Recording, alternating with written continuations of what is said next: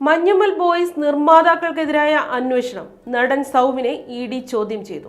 നമസ്കാരം, കൊട്ടാരക്കര മീഡിയയിലേക്ക് സ്വാഗതം. മഞ്ഞുമ്മൽ ബോയ്സ് സിനിമയ്ക്കെതിരായ സാമ്പത്തിക തട്ടിപ്പ് പരാതിയിൽ നടൻ സൗബിൻ ഷാഹിറിനെ ED ചോദ്യം ചെയ്തു. EDയുടെ കൊച്ചി ഓഫീസിൽ വെച്ചായിരുന്നു ചോദ്യം ചെയ്യൽ. കഴിഞ്ഞ ദിവസമായിരുന്നു സൗബിനെ ചോദ്യം ചെയ്തത്.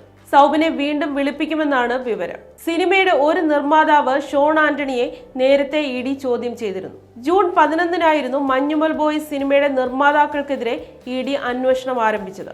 കള്ളപ്പണ ഇടപാടുകളിലാണ് നിർമ്മാതാക്കൾക്കെതിരെ അന്വേഷണം നടക്കുന്നത്.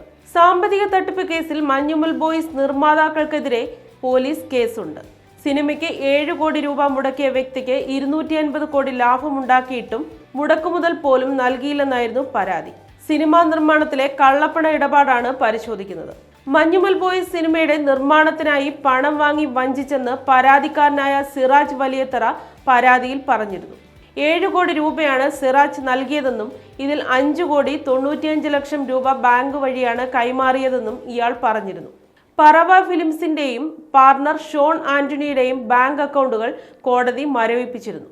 അതേസമയം നിർമ്മാതാക്കൾ നടത്തിയത് നേരത്തെ ആസൂത്രണം ചെയ്തുള്ള തട്ടിപ്പാണെന്നും ഷൂട്ടിംഗ് തുടങ്ങുന്നതിന് മുൻപേ ആദ്യ ഷെഡ്യൂൾ പുറത്തായെന്ന് പരാതിക്കാരനെ വിശ്വസിപ്പിച്ചുവെന്നും പോലീസ് റിപ്പോർട്ടിൽ പറയുന്നു. 18.65 കോടി രൂപ മാത്രമാണ് സിനിമയ്ക്ക് ചെലവായത്. എന്നാൽ 22 കോടിയെന്ന് കള്ളം പറഞ്ഞു. വാങ്ങിയ പണത്തിന്റെ ഒരു ഭാഗം പോലും പരാതിക്കാരന് തിരികെ നൽകിയില്ലെന്നും പോലീസ് റിപ്പോർട്ടിൽ രേഖപ്പെടുത്തിയിരിക്കുന്നു.